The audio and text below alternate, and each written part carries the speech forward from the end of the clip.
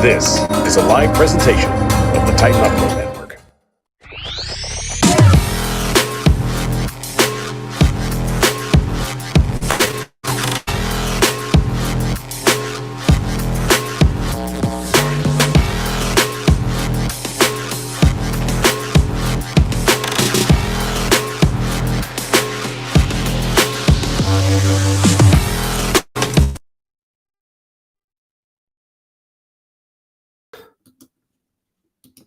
Good Monday morning to you, and it is the Power Hour joining you live on Facebook, Twitter, Twitch, and TikTok. As you can see, we have a brand new format for you, and we're really excited to get this thing going. So we don't want to waste any more time. Thank you for joining us from the Titan Rossi Report. Great show tonight, but getting on to our show, and let's get going.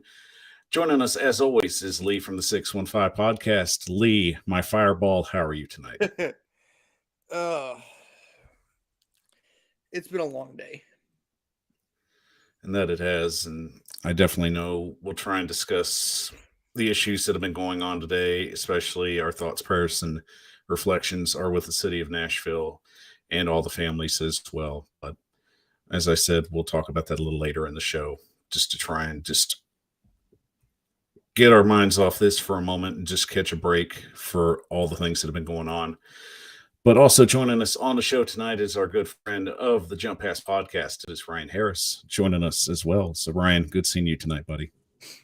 Hey, thanks, Power Hour. What's up, Lee? Glad to be here, and thanks for the invite as always. No doubt, sir. We're always great and lucky to have you a part of the Titan Upload Network, as we all are as well. And as you know, I'm looking a little HD today, so got to say, brand new format, brand new studio. Shout out to Wifey for making this possible as well. She's the one that really just put this all together. I'm really the one that just sits in front of the mic and just looks pretty. So that's all I have to do. But shout out to Wifey. She did all the work here. And we're really excited to get this thing going. So, guys, before we get started on our top news tonight, and I mean, really one of the big breaking stories going on at the moment, it would seem that it's very much more discussion about Lamar Jackson and the Baltimore Ravens seem to be heading towards a so-called divorce. So, Ryan, we'll start with you. We know that at this moment right now, a deal probably won't be struck until maybe 0 hour with the Ravens. So possibility of Lamar leaving the Ravens on a scale of 1 to 10, 1 being the least, 10 being, yeah, it's happening. I'm gonna go about an 8. I think it'll be an 8 on that scale of 1 to 10. It looks like to me Lamar. It's kind of odd that he put that out there, those series of tweets, kind of simultaneously at the same time as Harbaugh was kind of making some comments about him. So it to me, it kind of seems like, Lamar is kind of done with the Ravens. He wants to move on. He wants to get paid. He feel like he got the money. He has the credentials to get the money that he's asking for. And the Ravens are saying, no, I don't think that you're worth that much money based off of, whatever, maybe the injuries of the past couple of years, whatever the case may be. And right now it's a power struggle. And honestly, for Lamar, unfortunately for Lamar, I feel like the Ravens are on the upper hand of this power struggle right now because they kind of hold all the cards, and Lamar doesn't really have much a leg to stand on. But right now, if you say if you give me a scale of 1 to 10, I'm going with an 8. And hopefully, something can be worked out with both the Ravens and Lamar, respectively. And Lee, with that in mind, realistically, who seems to be the top 3 suitors in your mind to potentially get Lamar services? Well, I'm going to go with the team that really needs a quarterback who's I say they're going to keep, even though Frank Reich is gone, the quarterback carousel going. Number 1 right now is Indianapolis. Number 2, I'm going to go with the team that needs a veteran quarterback over a second or third year man. I've got to go Houston up there too. which you remember what I said in one of the episodes. We had Lamar Jackson on our list of quarterbacks. I had him going to Houston. I stand behind that still. Number 3, this is a tough one. All 3 teams are AFC South. Number 3 is Tennessee. Because you need someone who can teach Malik how to be, a mobile quarterback in this league, who's done it and won an NFL MVP off of it. And all 3 teams, I definitely think, are going to continue to be in that news cycle until Lamar Jackson makes up his mind, apparently, with what he wants to do. Before we jump into our top news, as always, let's jump into the comment section, and it is buzzing. Titan Anderson is in the building. Let's go. Good seeing you, TA. Great having you on the show. Lou Man is in the building as well. Shout out to all our power peeps that watch the show. Gotta love everybody that participates as well. Facebook user, wish I know your name, but love having you anyway. So that's just one of the sad things we have to deal with here. So my apologies on that. Shout out to Mom as always. Great seeing you on the show as well. And of course, our buddy Titan Fox. Fox, I know you're worried about the show. I promise you. Rossi just had a guest where time was kind of a situation where they had to work out just the show schedule. So believe me, it wasn't anything that we couldn't do or we couldn't handle. Rossi just had to make sure he had his guest on for sure, to make sure his guest was accompanied by the time that he requests. So no big deal. So that's just some of the things we work out here on the network. So it's all good. And Rossi, as always, great show. Loved it. So if you haven't got to watch that, make sure you watch that after you watch this show, because you're watching the show right now. And yes, of course, we pray to Nashville for the situation that's been going on, and we'll discuss that a little bit later in the show. But at this point, we just want to make sure that our thoughts, prayers, and reflections go to all the families out there as of right now. So, of course, so much to get into. Fox says injuries and lack of playoff production. Ravens are ready to move on. Lamar needs a team with better weapons than the Titans have pre-draft. And that is a good comment, Fox. So we'll just have to wait and see, as always, to see what happens. But I'll tell you what we're not going to wait for. I'm going to wait for this top news. So let's jump into it. I'm Michael Bishop, your host of the Power Hour, with Lee, my co-host from the 615 podcast. Let's get into it.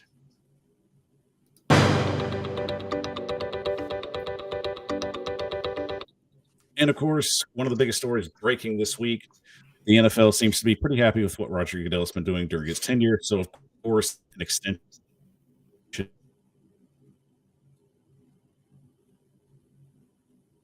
extension is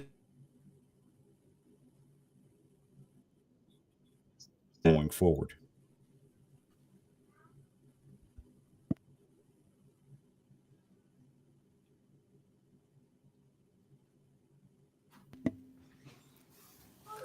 I'm sorry, I couldn't hear you. I couldn't hear you, Mike. My bad. Can you hear me now? Sorry, guys. Yep, I can hear you now. Okay, I don't know what happened there, but new system, we'll figure it out. So, Lee, I'll start out with you. Roger Goodell officially will be signing his extension sometime in the near future, potentially while the meetings are ongoing. So, at this point right now, do you think this might be his potential last extension, and do you think it's well-deserved? The thing is, one, what does this extension look like for him? And two, people like what he's done, but if he's going to be here for another 10 years, one thing he needs to figure out is the officiating.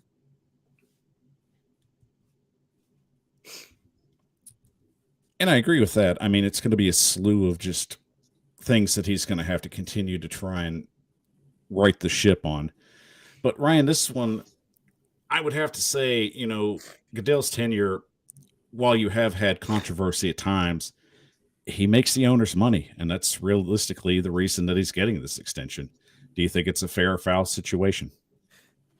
I mean, I think it's fair. I mean, the NFL. I mean, we look at it as a sport, but more so as a business than anything.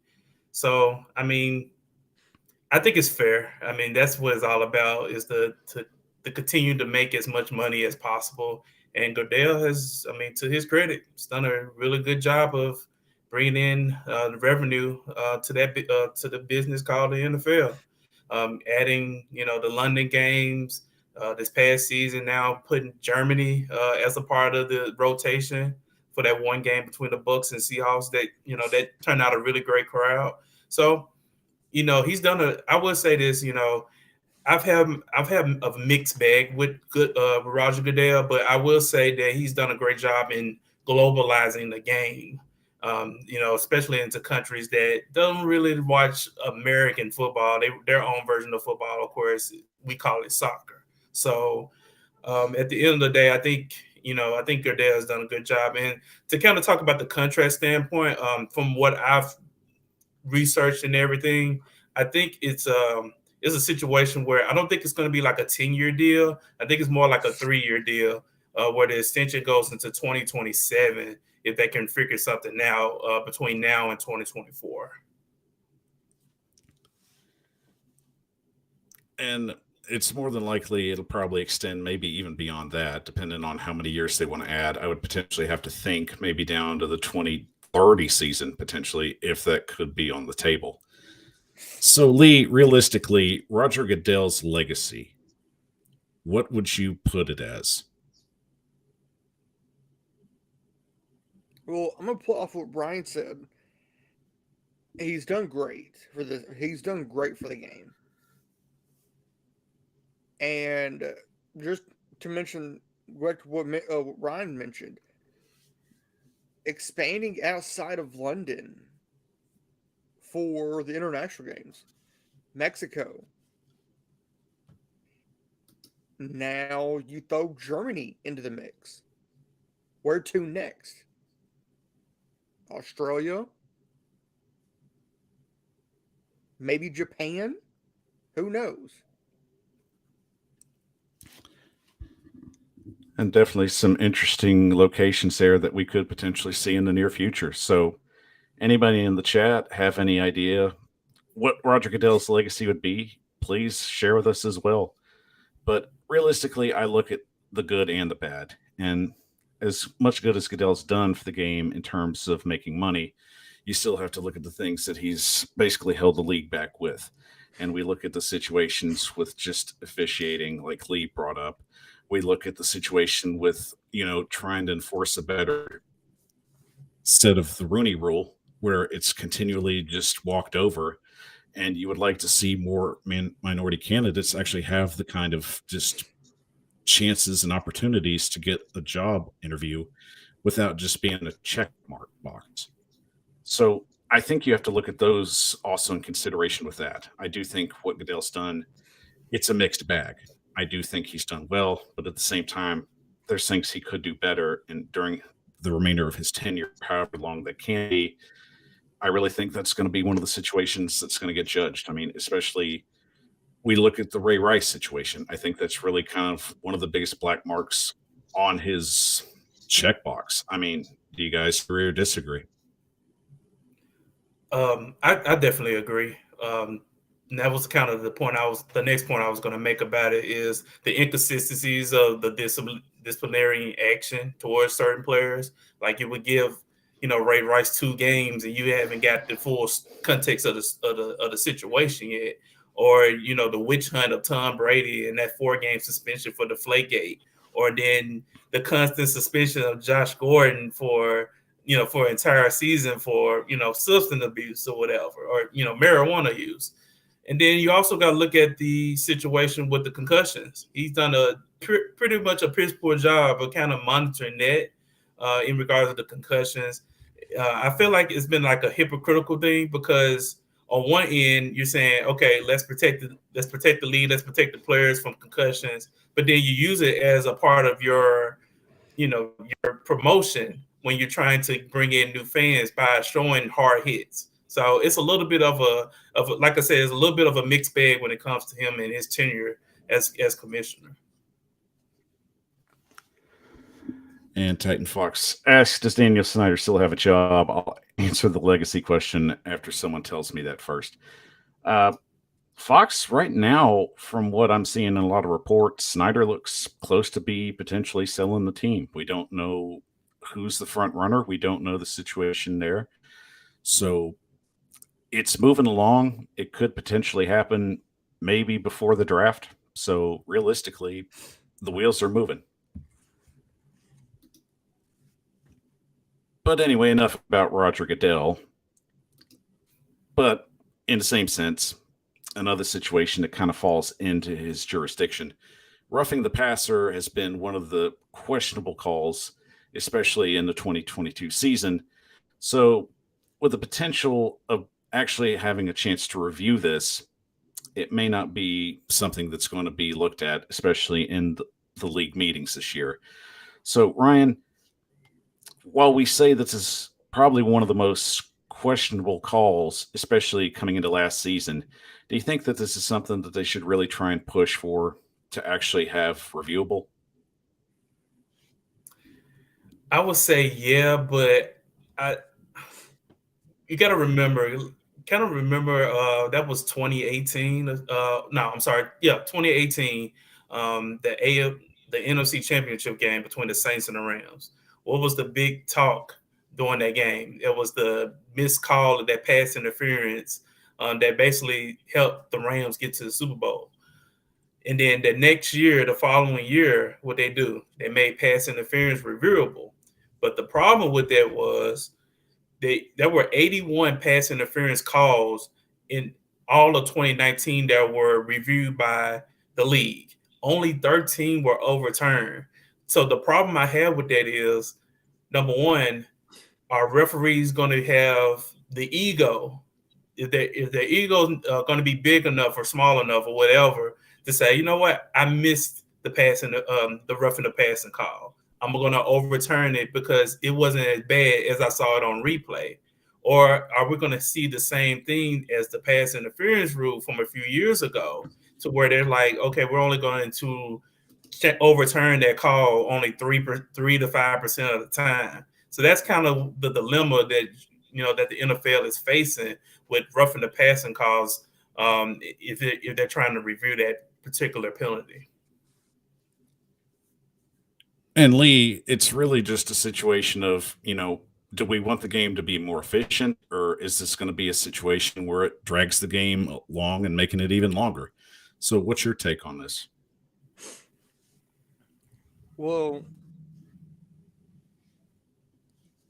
the way I look at it, you have to have consistency when calling these penalties. You have to.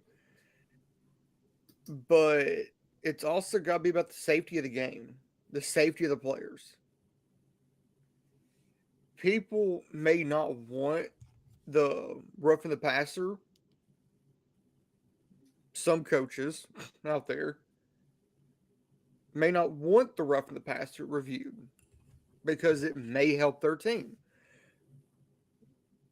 But if you go back and look, as Ryan had mentioned, 2018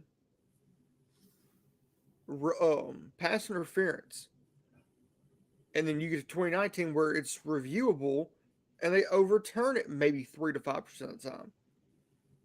That they're inconsistent. There needs to be consistency when you're reviewing these. So the review would have to, in my mind, does it drag the game out? Yes, but does it need to stay? It does 100%.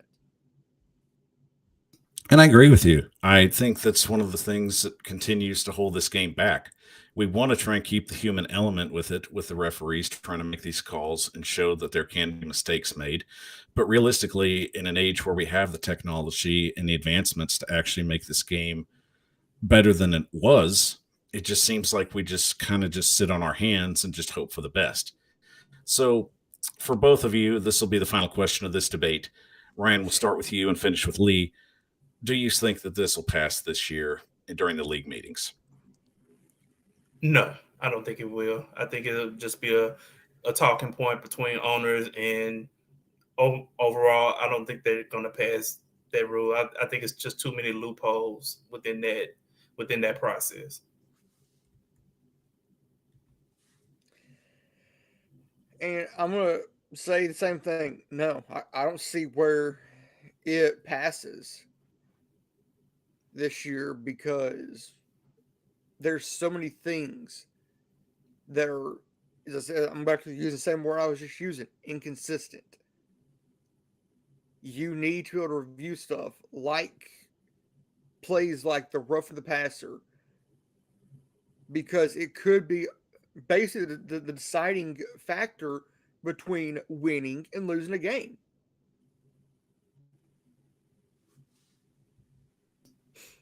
And unfortunately, I just feel that it's going to come down to one of these calls being so inconsistent and probably at a high level that's going to force this to be voted in on.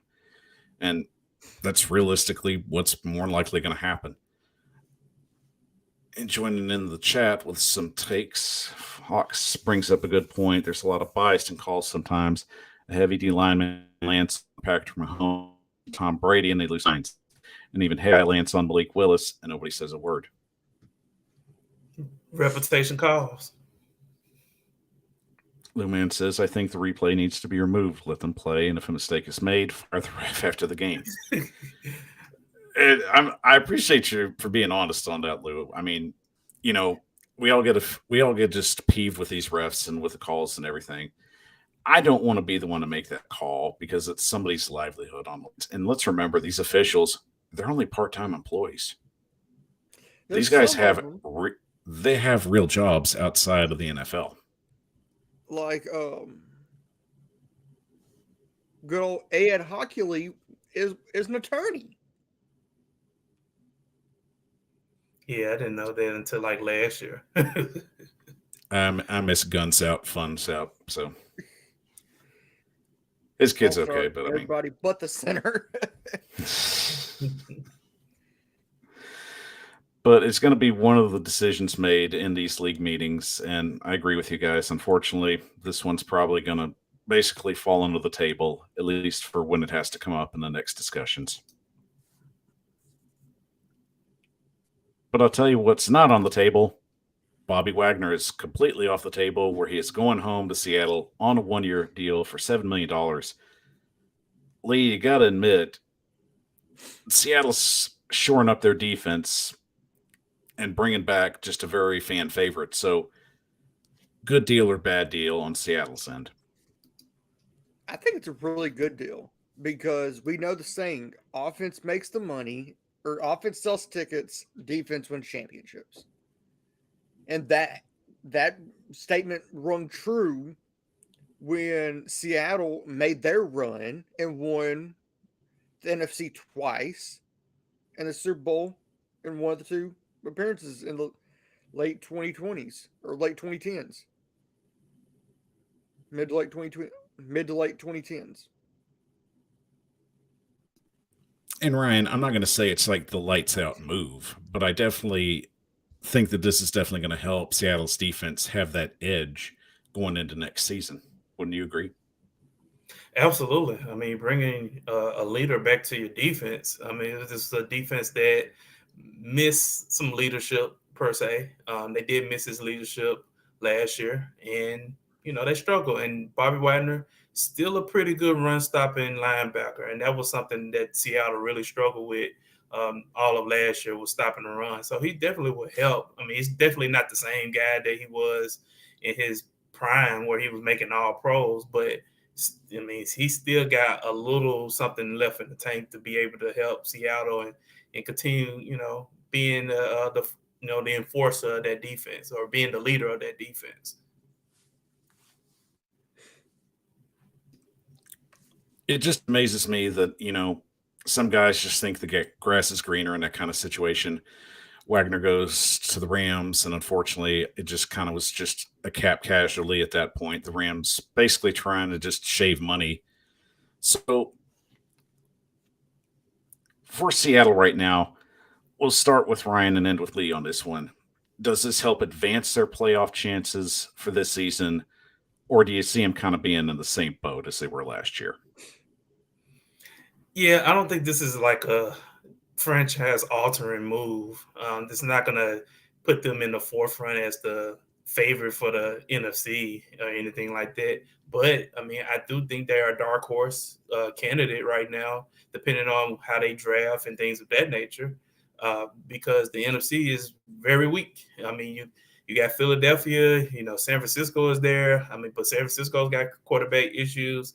Dallas maybe, but right now, I mean, Seattle has the opportunity to really take advantage of an opportunity to kind of be a dark horse NFC championship contender.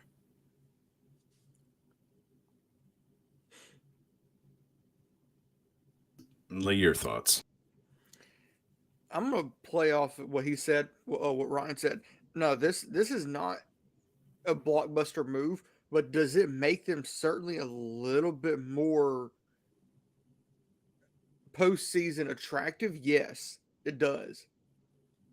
Does this give them, I don't want to say an edge, but does it make them want, or does it make them a possible contender for the NFC? Ryan said it. The NFC is a weak conference. Could they slip past San Francisco and the Rams and take that number one spot in the NFC West and make the top, get a top four seed? I think he could. And great points, by the way. And getting to the chat, Fox says he thinks Seattle could take Green Bay's place in the NFC competition. And I mean, realistically, I do think it helps the Seahawks be more competitive down the road. Wagner has playoff experience, so I like that for the Seahawks having somebody that's been there that knows what's going to be expected to get to that long grind in January. So good deal for them, especially if they add more defensive pieces through the draft, which I think they will. So realistically, Seahawks making good moves. Good move for Wagner, good move for them. Everybody's happy. Tell you who's not happy though. D Hop is still trying to get a trade, and it looks like that the Arizona Cardinals are trying to get that McCaffrey package. And when I say the McCaffrey package, I mean they want a McCaffrey package. So, Ryan, realistically, what, in your opinion, is the best trade value for D Hop at this point? Is not the McCaffrey package. I can tell you that. Not for not for a 30, soon to be 31-year-old wide receiver. But I would say, I mean, maybe a mid-round draft pick and maybe a future draft pick for 2024. Maybe that's probably all I would give. But to me, the McCaffrey package was different because San Francisco is in the business of winning now. You got to find a trade partner that's in the business of winning now that could use DeAndre Hopkins. It's only really one or maybe two teams that can really do it, but are they really interested in DeAndre Hopkins is the bigger question. And is he a fit for that for whatever team that wants to offer his services? So me personally, I'm only giving a couple of draft picks. It's not going to be high draft picks. It's going to be more midday draft picks. For one for this year and then one for next year. That's me though. And Lee, of course, the Titans have been one of the teams that has still been in the mix for him. So realistically, is he worth the gamble? To add veteran presence in that locker room at the receiving core, 100%. I don't gamble, but I would gamble on D-Hop.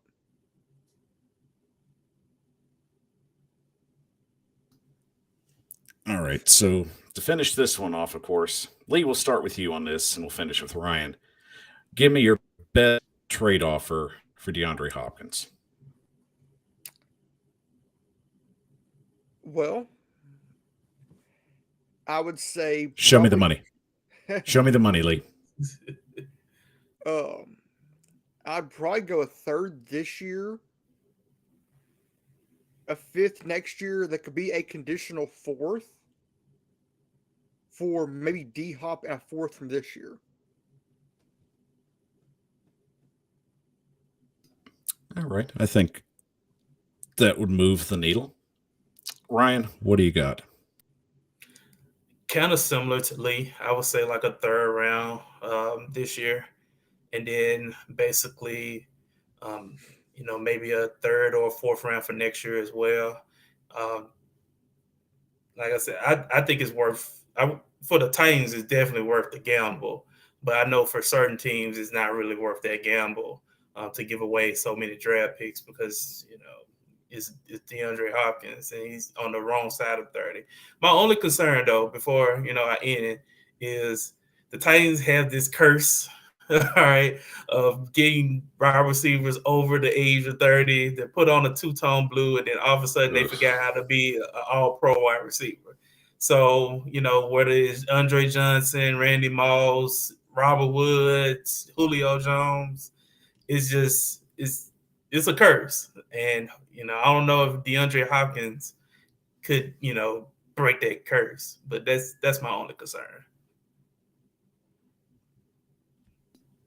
And that's a really, really tall order to try and break, especially with some of the receivers we've been getting our hands on the last few years.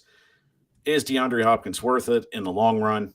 That depends on if Rand Carthon's willing to invest that kind of capital in a receiver that potentially might have some fuel left in the tank. Let's just hope there's some tread on the tires as well. And of course, to finish everything off, Zeke needs somewhere to eat. Oh,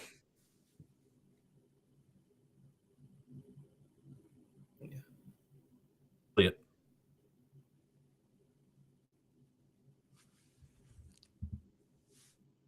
You were breaking up there.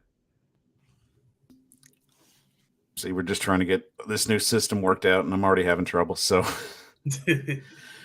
we'll get this figured out, y'all. I promise. But Lee, we'll go ahead and start with you. Ezekiel Elliott, where's the best fit? Where's the best fit for him? Well, it depends. Does he want to be a starter, or would he mind being a backup and possibly stepping into the number one role maybe next season? Well, let's simplify it this way. What do you think the best fit is for him as someone who's viewed him last year?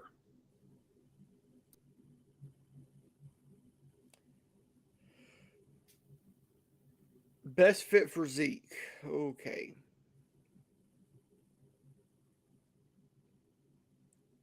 I would say maybe Tampa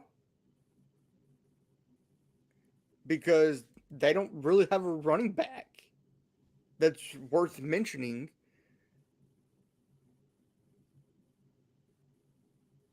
You could probably mention LA, the Rams, and Lord forbid I say this, Tennessee. I don't think I want to feed him here. That's just me. He's gonna have to sing for his supper here, man. Derrick Henry's taking up that buffet table, and we all know that. But Ryan, I mean, a couple of fits that we have heard about, Philly and Cincinnati seem to be some of the top tier teams that look to be adding a running back of his caliber. So out of the two, which do you think are the best fit? I would say Cincinnati would make the most sense because he will be in an offense that's a little bit more explosive. You got Joe Burrow, you got Jamar Chase and T. Higgins, Tyler Boyd, and then on the flip side of that too, Cincinnati, you're playing in cold weather, so you're going to have to run the ball a little bit more. And I think he'll be a little bit more, and I think he'll be a little bit more reliable in January, December, January, possibly February. Um, Also, too, he's a great pass protector. He definitely can help. He can help Joe Burrow out in that case because Joe Burrow's been under the risk since he's been drafted with Cincinnati to the Bengals for the last 3 years. And then the last factor to me is, I mean, he played college football at Ohio State, so he definitely would be comfortable there. And that I think that would be the best fit. I also want to add one team to that list as well. Not a Super Bowl contender, of course, but they are a team that may be on the rise, and that's the Atlanta Falcons. I think if he wants to kind of take a step back role, kind of similar to what he did in Dallas. Tony Pollard's kind of doing a little bit of everything. They got a little bit of everything running back in Atlanta with Cordell Patterson. You can put him there and he can fit that same role. The question is, does he want to fit that same role? But I think with a little bit more money that Atlanta has in their salary cap, I think he's willing to do that. Well, I'm going to mention this, Ryan. You could actually have teams pick their poison. You could line Cordell Patterson out in the slot, put Zeke in the backfield. Yeah, that'd be great. Of course, our friend Tyler from Titans Time Podcast says, just don't ask him to play center or pass block. As long as we don't do that, I think he'll be okay. Yeah. But, a lot of great options there. I mean, realistically, in my opinion, I think the best fit for him would be Cincinnati. Buckeye born, Ohio State kid. It's a homecoming for him. And I think it's just a great fit right there. I mean, another one Fox brought up is Mixon falling out of favor with Cincinnati, especially with the situations he's been seeming to continue to get himself in. So for the Bengals, it's not a bad option to go out and get a veteran running back, especially of Zeke's caliber. And I think a fresh start could do him some good. Well, all right, guys, we're going to take a quick 30-second break. And when we come back, it is Mock Draft Monday. And we're going to break down not only my picks, but Lee's picks as well. Ryan Harris is going to get the GM position, and he's basically telling Lee and myself, go out and find talent for this team. And by God, we're going to. So a quick 30-second breather. I'm Michael Bishop of the Power Hour. We'll be back in 30.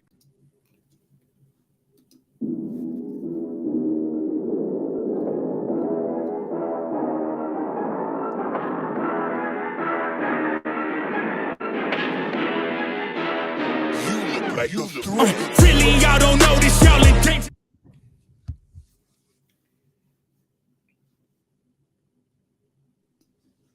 The Power Hour is on the air, live streaming on YouTube, Facebook, Twitter, and Twitch. I'm your host, Michael Bishop, and thank you for joining us on this Monday evening. It is great having everybody in the chat. It's great having everybody in here, despite some of the rough times we've been having today. But we're just trying to catch our breath and just have a little bit of just normalcy. And it's just great to just really have everybody and just have a little fun, just the way things have kind of gone today.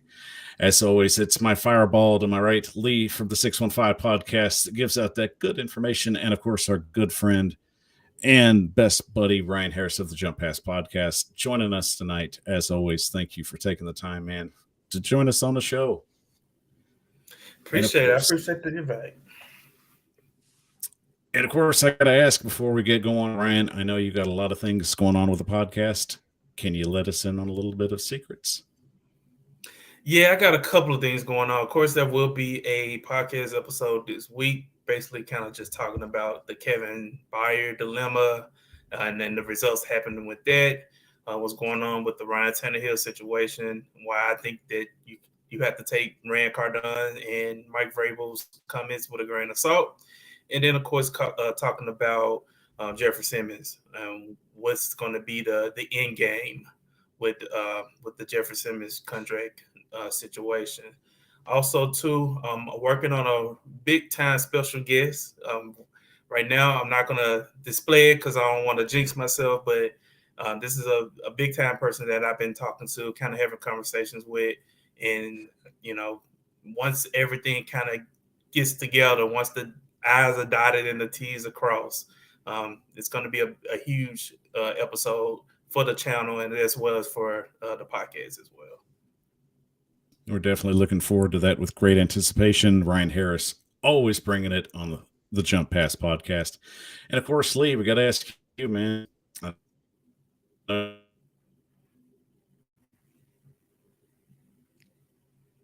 You're frozen.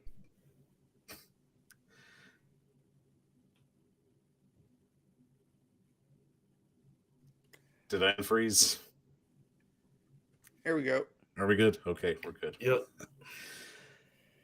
I'm gonna get these Alright. bugs worked out, y'all. New system. I promise. I promise. I was saying, yeah, the But- bugs got here. The bugs got you. They're trying to get me, but I'm gonna forge ahead and do it my best. Damn it! This is a great But- show, and I'm not gonna let anything try and slow us down.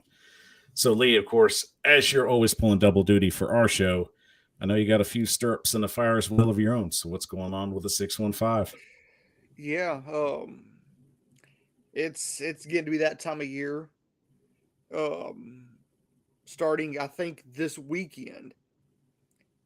I'm actually recording draft content, and the first guest, of course, you're gonna be able to find the video that's recorded this weekend, Monday, on the network. And we are talking wide receiver with Chris from Titans and Truth.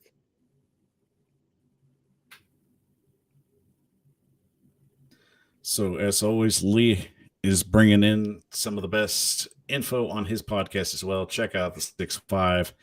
He's going to get that work done for you, just like he's getting that work done for our show as well. He is the wind beneath my wings. And getting to our comments real quick before we jump into our next segment, of course. Fox asking the question, I will never understand your 30-second breaks. Nobody can pee that fast. Fox, I'll just be honest with you. If somebody's willing to pay me for that extra 30 seconds, I'll give it a minute. I just haven't found them yet. Believe me, I'm working on it. If they give me a minute, they pay me for that minute, I promise you, I will get you to that bathroom as quick as I can. You know, just make sure you wash properly. And I do apologize for frozen up there. You don't want to hear me sing. This is that kind of show. And of course, yes, we love Chris on the show as well. Titans and Truth bringing up some great content as well. That dude staying busy as well. But that's that time of the year. So we're all trying to keep ourselves busy and occupied. So let's not waste another minute. We've got Mock Draft Monday. Let's do it.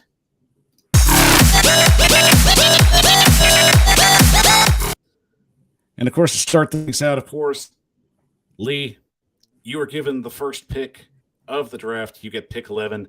So please explain as we go forward your mindset and why you chose the player that you've chosen. You are on the clock. Well, I went at pick 11. I went Jackson Smith and Jigba from the Ohio State University. The reason why. You got to throw the in.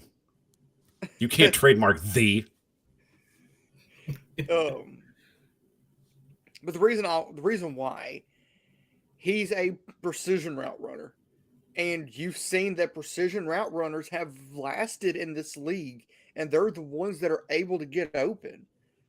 And he ran a 4.48 40 at his pro day. It's not blazing speed, but it's still fast. And he only ran the 40 faster than Cooper Kupp. We've seen what Cooper Kupp is a precision route runner. We've seen what he's been able to do. And of course, I've got to play devil's advocate. He's very precise with the way he runs routes. For someone that doesn't have elite speed, he definitely knows how to get himself wide open and make cornerbacks and defensive backs miss in general. It's the speed thing that kind of just makes me scratch my head. And with a lot of film that I've actually had a chance to watch on him this week, it just bothers me. At a lot of the routes that he's run, he could have just blew the doors off if he had that elite speed and basically would have turned what would have just been a huge first down gain into touchdowns. And that's really my only gripe with him. But of course, that's just my take. Of course, with everyone that brings up their draft pick, they got to give the good. Someone has to give the bad as well. So I'll be the bad guy in this sense. But in the end, it's Ryan Harris that's going to determine the final grade on this one. So Ryan, it's all yours. I'm going to give Lee's grade an A. I think, to me, you got to go with wide receiver. based off of the moves that that been made for the Titans. And to me, I think speed is honestly the 40-yard dash. While it's good to look at, is pretty overrated. I do think the 40-yard dash is overrated simply because I've seen guys like John Ross who run a 4.2 can't even get into the league. But then at the same time, you got Jerry Rice, who's the greatest wide receiver, maybe the greatest football player of all time, ran a 4.6. So at the end of the day, it's all about, can you separate from the cornerback? Can you run precision routes? And that kid from Ohio State definitely can run precision routes. And I think that Lee made a great decision here. And of course, before we move on to our next one, guys, I got a little antsy for our Facebook user. Ryan, we'll start with you. Lee, we'll finish with you.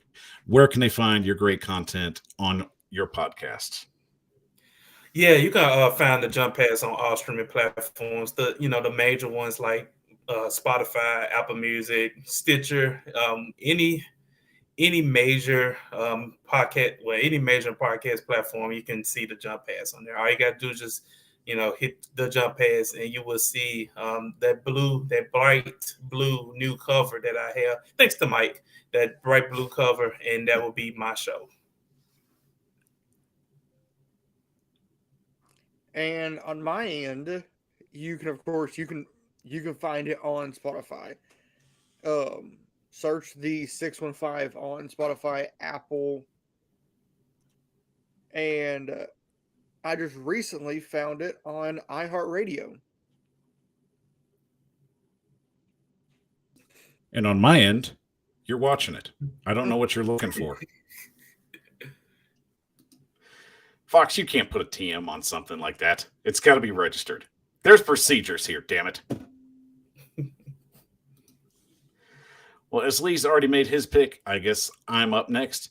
So, going offense, it seems to be the best way to go for the Titans in this section. So, my thought process was, with David long gone, I need to find a replacement. Enter Drew Sanders. This kid is one of the best blitzing linebackers in the draft. I love his speed. I love the way he gets from end to end on all the sidelines. This kid brings the boom, and that's what Mike Vrabel wants. So while we did add Al Shizay, and of course we still don't know what Monty Rice can do, it doesn't hurt to bring in somebody that could potentially have a very high ceiling coming from Alabama and finishing his career out in Arkansas. This is a Mike Vrabel kid through and through. Well, of course, I do have some linebacker content coming out probably within the next couple weeks. I do have Drew Sanders in my top 5. He's not number 1 for me. He's actually my number 2. And the reason why I've dug into him. When he gets when he has a chance to get interceptions, he needs to take advantage of them.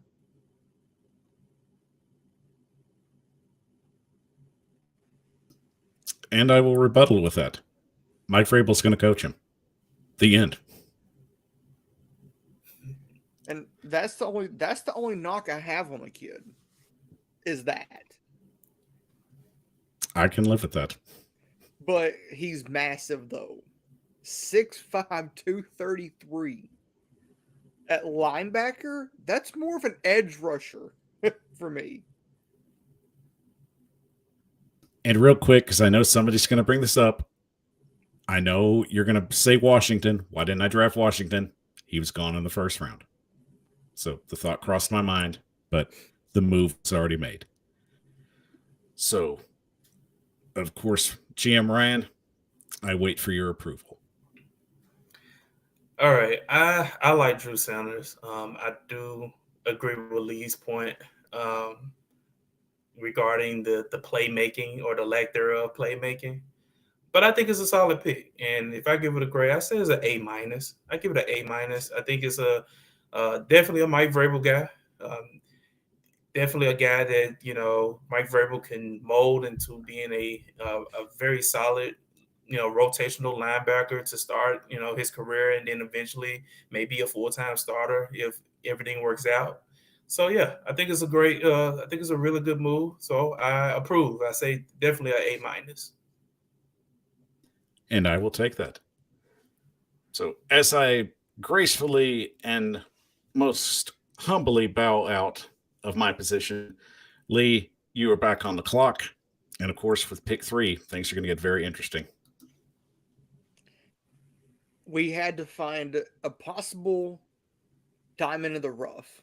So at 72, I went Blake. It's actually Blake Freeland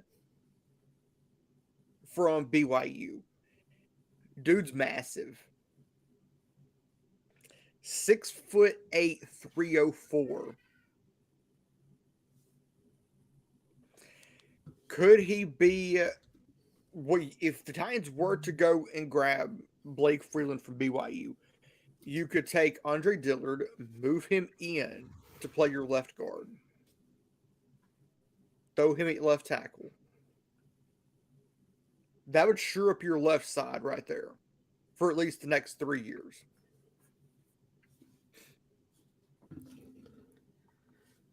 And it would seem that I pulled Roger Goodell as I was typing, so I will own that. Or Vince But- Young. Or Mariota or whatever, But realistically, best 3 years, I mean,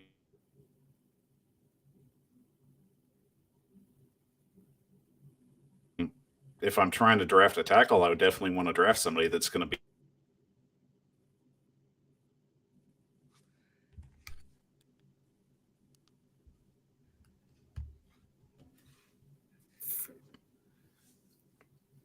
But go ahead, Ryan. Yeah, well, I was just about to say, I think this is one of those moves where, if you look at the situation, is it worth making that kind of risk this early in the draft? Because you're in round 3. That's kind of my only concern. We definitely need still need offensive line depth. So I definitely think that this is a great spot to pick. My concern is, is this the guy? I do think 6'8", 305. I think that's great. But I do think that the risk is worth the reward in the investment. I say, I will give it a B+ simply because, not a deep draft class as far as offensive lineman. But I think if you're going to take a risk on an offensive lineman, I would say, this is one of the guys that you should roll the dice with. So I definitely say a B+ for this draft pick. And I can appreciate adding depth there. And they're trying to just move Dillard up into the guard position if they feel more comfortable with him. It's a good pick. If anything, they get depth from there. And I feel a lot better just adding somebody that's got a lot of meat on their bones that's going to get in there and handle business. So as it would seem, I'm back on the board. And of course, I really had a lot of options to go with a lot of different players. But realistically, I just felt I needed to solidify the center position. And Jared Patterson, to me, not only plays center, but he also plays left guard. So you get a versatile lineman that's been a 4-year starter at Notre Dame. And let's face it, Notre Dame puts these linemen in the NFL like it's nobody else's business. And business is a booming for them. So for a versatile lineman in round 5, I got to admit, I don't want to pat myself on the back too hard, but might have steal potential. Yeah. I can't disagree. For a really good offensive lineman this late, could this be still the draft for Tennessee? I think so.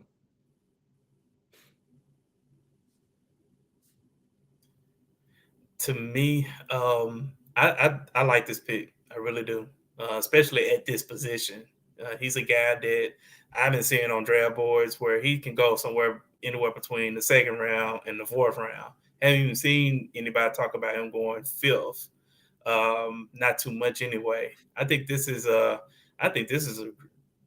steal. This is one of those moves where if everything goes right, you got a guy in the center position for 10 years. Like that's how talented he really is. So I would give it an A. This is an A because not only you getting a great player, you're getting him in the late round. That's a double plus. So I definitely would give that an A plus. This is an A plus draft pick for Mike. And I will graciously accept it. Lee, you're back on the board as well. It's your time to shine. And I got to admit, I definitely like this situation that you put us in. And I had to go tight end because outside of Chig, what do you have? Jeffrey Swain. No, but Davis Allen out of Clemson, it makes too much sense late. Yeah, will he probably end up being more of a special teamer? Yes. But could he stretch the field like what we need? Like you could run a two tight end set with Allen and Chig. And that could be a nightmare for teams, especially when Davis Allen is 6'6", 250. That's a little bit smaller than Darnell Washington out of Georgia. And I like this. I feel you get another big body on the line. He knows how to block. He knows how to catch. And realistically, I mean, I don't think Clemson really got a chance to utilize him in the best of opportunities. I think in a Tim Kelly offense where Tim Kelly likes to use two tight end sets, that likes to get his tight ends involved, this is a nice addition right next to Chig.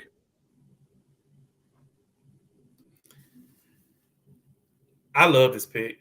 I think this is my favorite pick personally, because Davis Allen has a lot of talent that was not really utilized in Clemson because the offense really was struggling for most of the year. But I love this pick a lot. Davis Allen kind of got a better version of Anthony Fasano in him. Anthony Fasano did some decent things with the Titans as well as the Dolphins. He's the kind of person, he just fits the offense. He's not going to be, and to y'all point, the two tight end offense, he's the perfect complement for Chig. Perfect complement for Chig. A guy that I feel like he's going to be the guy that's going to do a lot of the dirty work, blocking, catching pass, being a safety net for whoever's the quarterback, whether it be Tannehill or somebody else. I think it's the perfect pick. And I'm gonna give this one also an A plus. These late round draft picks have been really good from both of y'all. So Lee comes up with an A plus pick as well. So I finish it out here, and I got to finish out strong. And I'll start with this. Besides offensive line, what is the position the Titans need to address the most? Probably corner. Wide receiver. As the GM said, it is wide receiver. So looking into the draft, I have to find a wide receiver that has a great skill set and could fit in with this offense. Not only did I find that, I found a guy that has already worked with Malik Willis. And that would be Demario Douglas from Liberty. Not only is this kid elusive, and I use the word elusive loosely, this kid just has some feet on him. He can get open. He makes guys miss. And my favorite part of all, he returns punts, which is something the Titans have not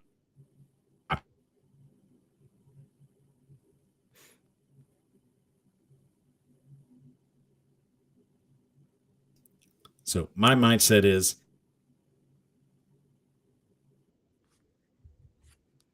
find him somebody that he's comfortable with, that has a working relationship with. And yes, this is very much a good situation. I'm not saying it's a Joe Burrow, Jamar Chase situation, but I feel pretty comfortable with Malik Willis having a kid to play with that they've built a certain relationship with.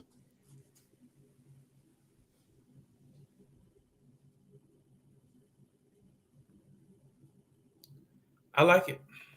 I do like the pick. The Mario does the. I guess really the only concern would be, kind of the same with Malik Willis is he's coming from a small school, not much Power Five competition, so we don't really know what the ceiling is for him and how he would play against better competition. But I mean, it's a 7 round draft pick. It's not much expectation from a 7 round draft pick. I mean, unless you're drafting somebody like Tom Brady or Brock Purdy between round 6 and 7 that just so happened to just be, great or whatever. But the Mario Douglas, I mean, I think it's worth the shot. And it also helps that he's returning punts. To your point, Mike, haven't had that probably since, I don't know, Leon Washington, Darius Renard days. That's probably the last time we had a decent punt returner or whatever. But I like this move, and I'm gonna give it an A minus. I think this is a really solid move to end the draft. And to finish it out, Mr. GM, did we draft for the team? Overall, the entire draft, what would you give the grade? The overall draft, I would give it an A minus because I think you both address the biggest needs of the draft: wide receiver, offensive line, linebacker to replace David Long. I think overall, I thought the draft was really good, and now it's up to Mike Vrabel to be the coach that can maximize the potential of these players. And hope and really in the grand scheme of things, you want at least over half of your picks to do well. Now, in a perfect world, you want all of them to work out, but sometimes that just doesn't work out that well. So in a perfect world, you want at least, since you made what was that, 6 draft picks, you want at least 3 or 4 of them to work out on a long-term basis. And believe me, that was a pretty tough situation. I don't know how many trades you had on the table, Lee, but I definitely had a few myself. I didn't have anything. Well, I mean, maybe they just like me more. Well, at 72, I could have went one other place, but I decided to go tackle, as y'all saw. I could have went running back to put a nice change of pace back in the backfield with Derek, who's a little bit smaller, but he's extremely elusive. Devon A-Chain out of Texas A&M, who can also return punts and kickoffs. I'm open for anybody that can return kicks because at this point, shifting the field needs to be concerned for the Titans going forward in 2023. Because I'm going to throw out one game on Devon A-Chain. Go back, look at the Bama game where A&M won in 2021. So Bama blocked the punt. A&M turned around on the kickoff, 96 yards. A 96-yard kickoff return for a touchdown by Devon A-Chain. As I said, I am open for any special teamer that's going to shift the field because it is something the Titans have not had in almost nearly a decade. Let's just be honest. I mean, yeah. Ryan, I think you're close. Leon Washington might have been the last good punt returner we had. Yeah, Leon Washington, yeah. Oh, that brings back some good memories. Nope. I said good. I didn't emphasize how good was. Because there was one guy, I forgot who it was, caught the ball at the 1, stepped back into the end zone, and took a knee. That was Darius Renard. Yep. I'm like, I remember oh. that. That was just cringy. But I'll tell you what's not cringy. Taking a quick 30-second break as we finish up and close up shop for closing time. We'll be back in 30 seconds. I'm Michael Bishop of the Power Hour. Take a quick breather.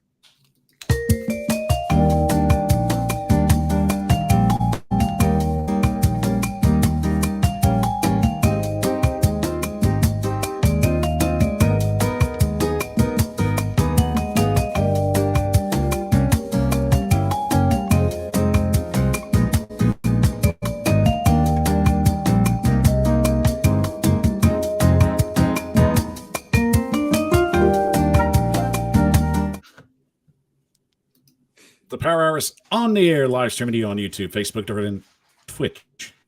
I'm your host, Michael Bishop, and thank you for joining us on this Monday evening. Guys, we've had a great time having you in on the show. The chat has been booming, and we love it. So shout out to you guys and all your comments. You are fantastic. And as always, we love you. Give yourselves a round of applause because you guys keep the show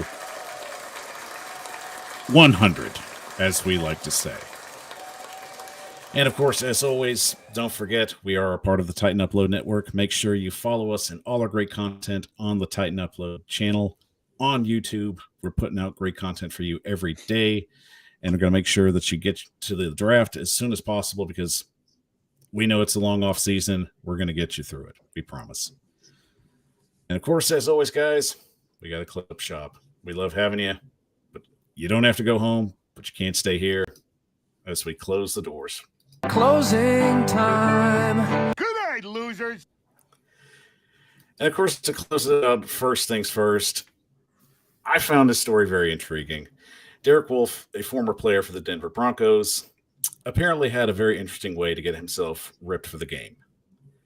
Not only did he take Adderall, but apparently also magic mushrooms as well. Aaron Rodgers? So, I said magic mushrooms, not ayahuasca. That's another day.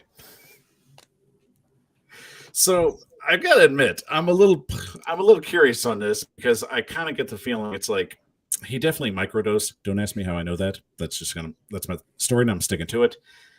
I would definitely say there was microdosing there because I'd say if there was a full dosage, I could very well see him like army crawling on the field and probably rolled up in a ball somewhere.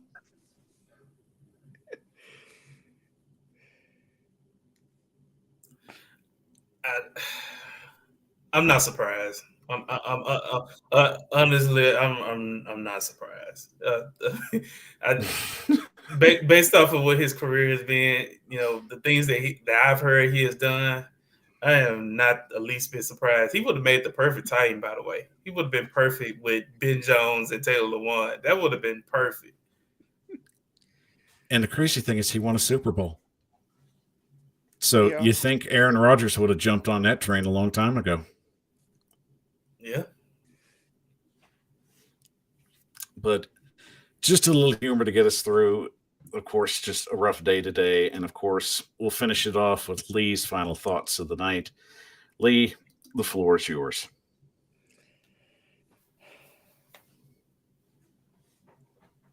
There's not much to really say. A lot has went on today, especially there in Nashville, which it's gut-wrenching to think about. Young children being basically senselessly attacked. And they had their whole life in front of them.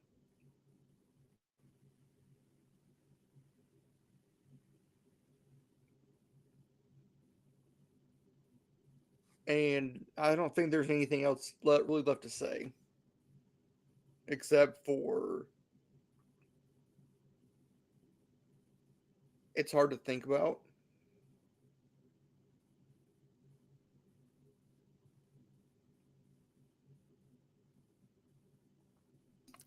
And Ryan, I'll let you jump in on this if you wish.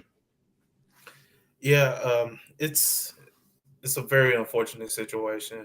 Um, I put out a tweet earlier today, and I said, our our country is failing our youth. I mean, because we need them. We're not getting any younger. We need to continue in order for us as a country to evolve. We need we need the children. The children are our future. The world continues to evolve with technology and different things of the world, and we need our children. And you know that's devastating to have kids that are 9 years old.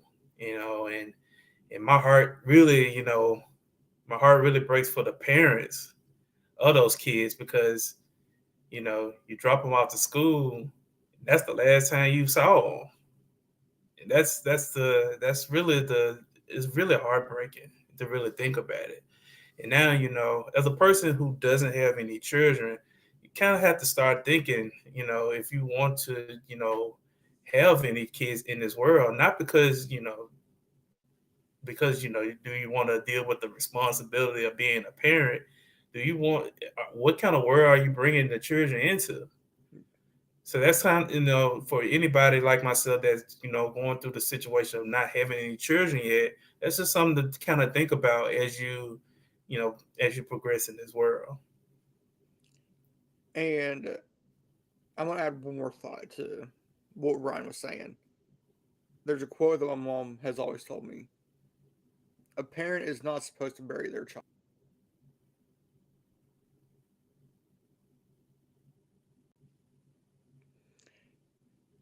As I was saying, um, a quote that my mom's always told me: "A parent is not supposed to bury their child. The child is supposed to bury the parent."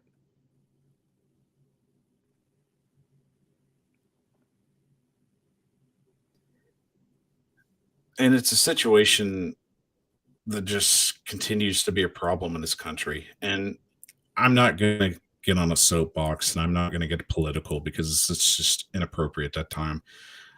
I just want to make a few points and I'll be quick about it. I drove in work today and it just weighed on me just at a heavy situation where it just unfolded. My two little girls are starting school tomorrow. And that was basically what I thought of in that whole situation. What if that was my babies? What if I actually just had the opportunity to send them off to school and that would be the last time that I saw them? And my heart aches for those parents today.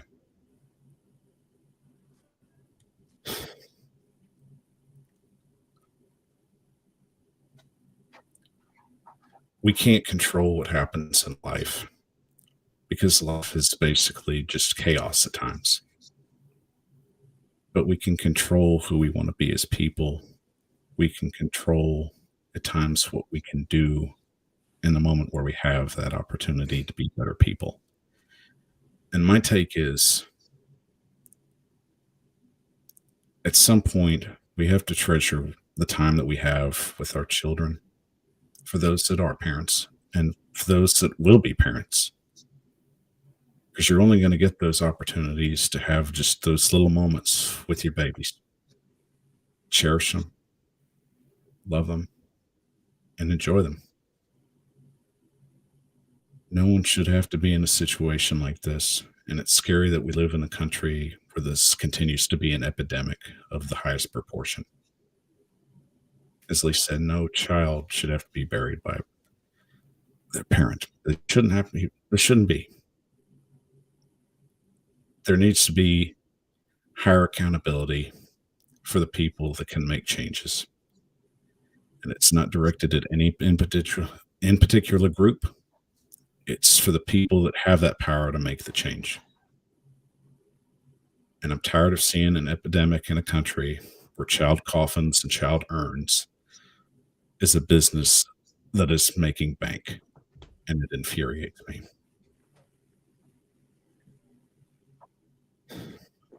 And my final thought is, despite whatever comes out with all this situation, whatever happens, it's important that we remember.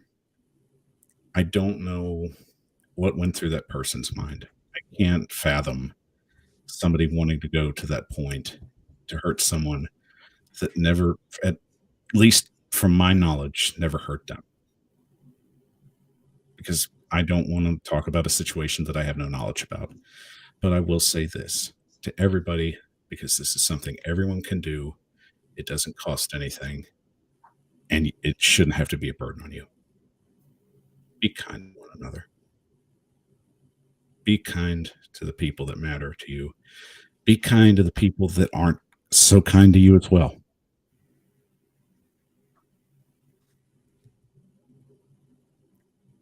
Because in life,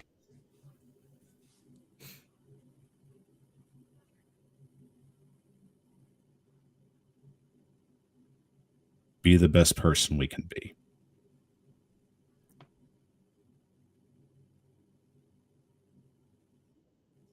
A little harder.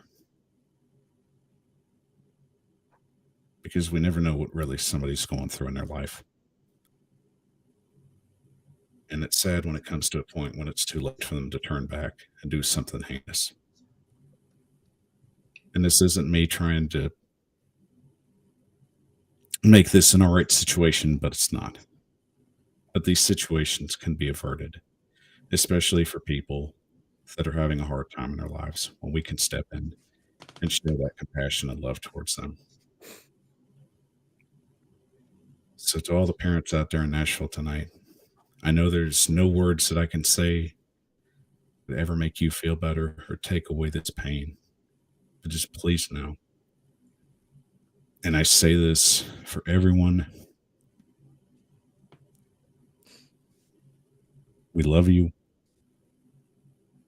We know this hurts. And I promise you, you are not alone. When we say this, we mean of the most utmost sincerity. You are not alone in this.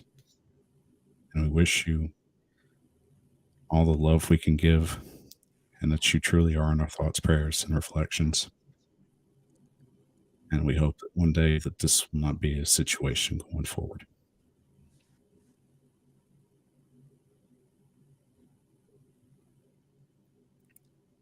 Thank you, everybody, for joining us tonight on the show. In such dire times, it's nice that we can come and be here for an hour and just talk football and just feel a little normal for a situation. I want to thank Lee Hillis, of course, my co-host, and of course Ryan Harris from the Jump Pass Podcast for joining us. Guys, before we get out of here, I want to make sure that you give a shout out to the audience and let them know where to find your great content at.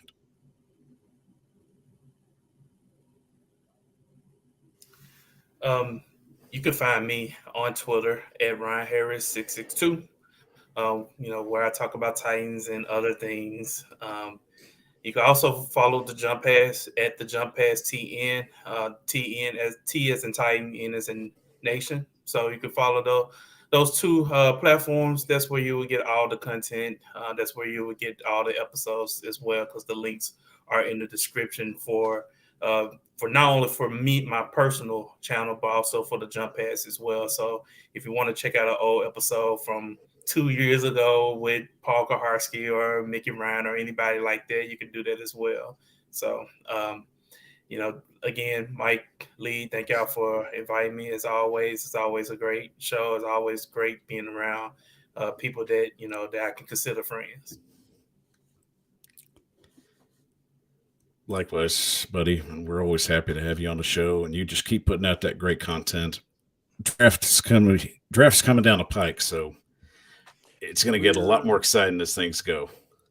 We're about a month out. Yeah. This month is going to go by quick too.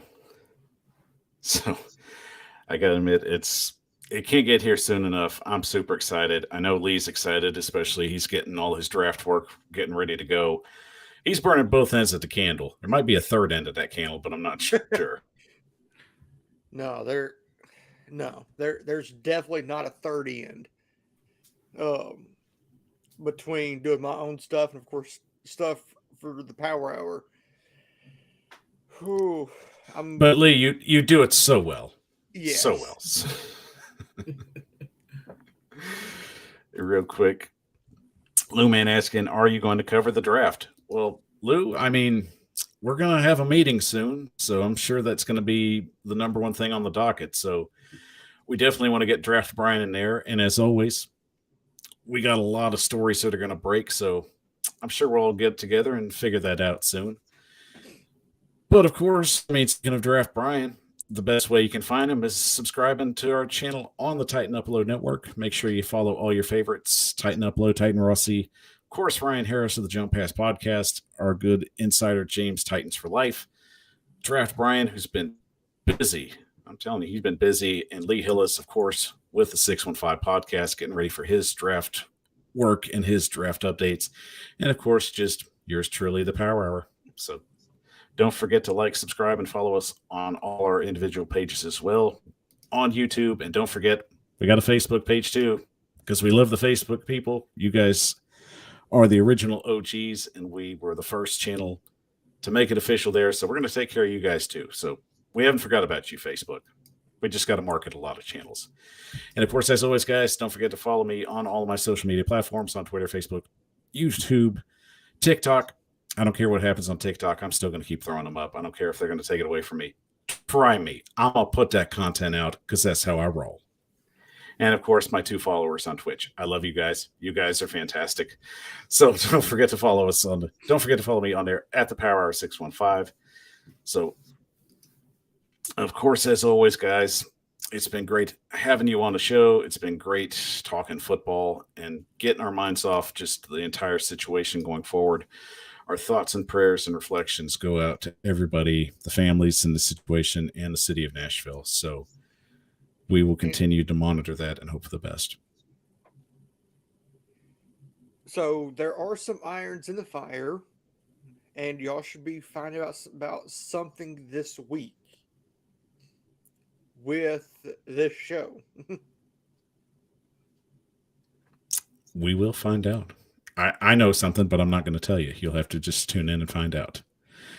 So, of course, as always, guys, have a great night tonight, and thank you for joining us on the show. For Lee Hillis of the 615 Podcast and Ryan Harris of the Jump Pass Podcast, I'm Michael Bishop. Take care and tighten up.